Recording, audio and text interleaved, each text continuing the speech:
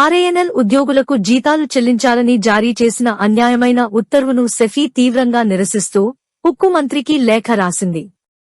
సుచనాజీ News, Bhilai. Rashtriya Ispat Nigam Limited RANL ఉద్యోగులు ఎదుర్కొంటున్న జీతాల సంక్షోభానికి వ్యతిరేకంగా Steel Executives Federation of India SEFI నిరసన వ్యక్తం చేసింది. ఎన్సీఓఏ ఎగ్జిక్యూటివ్ ప్రెసిడెంట్ మరియు సెఫీ చైర్మన్ నరేంద్ర కుమార్ బంచోర్ ఉక్కు మంత్రి హెచ్డి కుమారస్వామికి ఒక లేఖ రాశారు. రాష్ట్రీయ ఇస్పాత్ నిగమ్ లిమిటెడ్ ఆర్ఏఎన్ఎల్ యాజమాన్యం 15-11-2025న జారీ చేసిన సర్క్యులర్ నంబర్ 032025 ప్రకారం సగటు ఉత్పత్తి లక్ష్య సాధనకు అనులోమానుపాతంలో జీతాలు చెల్లించడానికి ఒక నిబంధన రూపొందించబడిందని, ఇది అన్యాయమే కాకుండా చట్టవిరుద్ధం కూడా అని సెఫీ చెబుతోంది. అందువల్ల ఈ అన్యాయమైన ఉత్తర్వును సెఫీ తీవ్రంగా నిరసిస్తోంది మరియు దీనిని వెంటనే ఉపసంహరించుకోవాలని కోరుతూ ఉక్కు మంత్రి హెచ్డి కుమారస్వామికి లేఖ రాసింది.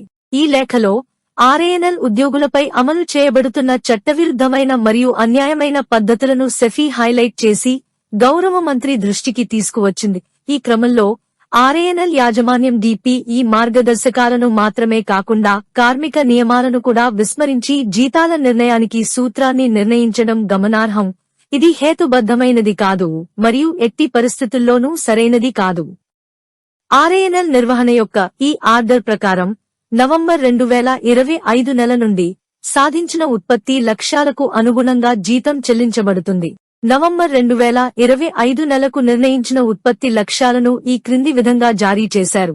దీని కింద సింటర్ ప్లాంట్ కోసం రోజుకు సగటున 24,000 టన్నుల స్థూల సింటర్ ఉత్పత్తి, అదేవిధంగా బ్లాస్ట్ ఫర్నేస్ కోసం రోజుకు సగటున 19,000 టన్నుల హాట్ మెటల్, ఎస్ఎంఎస్ కోసం రోజుకు సగటున 125 హీట్లు, కో మరియు సీసీపీ కోసం రోజుకు సగటున 370 పుషింగ్లు, రోలింగ్ మిల్లులకు రోజుకు సగటున 13,500 టన్నుల తుది ఉత్పత్తులు, మార్కెటింగ్ కోసం రోజుకు సగటున 15,000 టన్నుల అమ్మకాలు.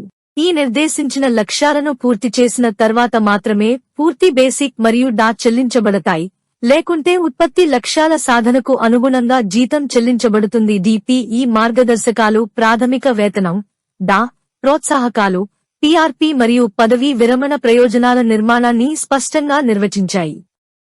వీటిలో పనితీరు ఆధారిత వేతనం, టీఆర్పీ, మాత్రమే కంపెనీ లాభాలకు అనుసంధానించబడుతుంది. ప్రభుత్వం త్రైమాసికానికి ఒకసారి డిఏను సవరిస్తుంది మరియు ద్రవ్యోల్బణం ప్రభావాలను తగ్గించడానికి మరియు కొనుగోలు శక్తిని కాపాడటానికి మాత్రమే ఉద్దేశించబడింది.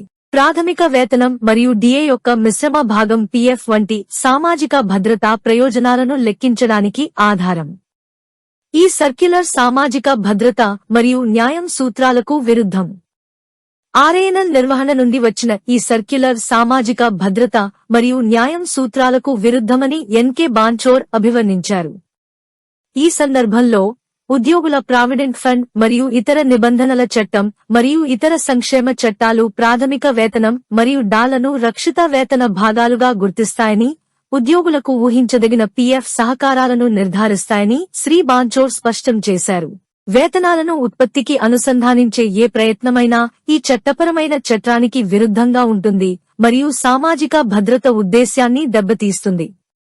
ఈ నిర్మాణం కార్మిక చట్టాల దృక్కోణం నుండి అన్యాయంగా ఉండటమే కాకుండా సమానత్వం, న్యాయం మరియు సామాజిక భద్రతకు సంబంధించిన రాజ్యాంగ హక్కుల గురించి తీవ్రమైన ప్రశ్నలను కూడా లేవనెత్తుతుంది. నేటికి అధికారులు 3వ వేతన సవరణ నుండి దూరంగా ఉన్నారు. ఈ ఉత్తర్వు ఆర్ఏఎన్ఎల్ అధికారులకు రెట్టింపు దెబ్బ అని సెఫీ చైర్మన్ నరేంద్ర కుమార్ బంచోర్ అన్నారు. అఫోర్డబిలిటీ నిబంధన కారణంగా అధికారులు ఇప్పటికీ 3వ వేతన సవరణకు దూరంగా ఉన్నారు. ఆర్ఏఎన్ఎల్ యొక్క బోర్డు స్థాయి మరియు అంతకంటే తక్కువ స్థాయి అధికారులు మరియు నాన్ యూనియన్ సూపర్వైజర్లకు చివరి వేతన సవరణ జనవరి 2010లో 1 జనవరి 2007 నుండి అమలులోకి వస్తుంది. 25 జనవరి 2010 నాటి సర్క్యులర్ నెం. PLRRW 015100001730 ద్వారా అమలు చేయబడింది. ఇది 26 నవంబర్ 2008 నాటి డిపిఈ ఆఫీస్ మెమోరాండం ఆధారంగా రూపొందించబడింది. ఇతర స్టీల్ పిఎస్యు లతో పోలిస్తే ఆర్ఏఎన్ఎల్ తక్కువ జీతాలు పొందుతోంది. ఉక్కు మంత్రిత్వ శాఖ పరిధిలోని ఏకైక ప్రభుత్వ రంగ సంస్థ ఆర్ఐఎన్ఎల్. ఈ రోజు కూడా కంపెనీ 10 సంవత్సరాలలో 7 సంవత్సరాలు లాభాలను నమోదు చేసినప్పటికీ 3వ వేతన సవరణ అమలు కాలేదు. ఈ కాలంలో ఆర్ఐఎన్ఎల్ కూడా గణనీయమైన విస్తరణకు గురైంది. తత్ఫలితంగా ఇతర ఉక్కు ప్రభుత్వ రంగ సంస్థలతో పోలిస్తే ఆర్ఐఎన్ఎల్ అధికారులు తక్కువ జీతాలు పొందుతారు. ఉక్కు ఉత్పత్తి పూర్తిగా సమగ్ర ప్రక్రియ.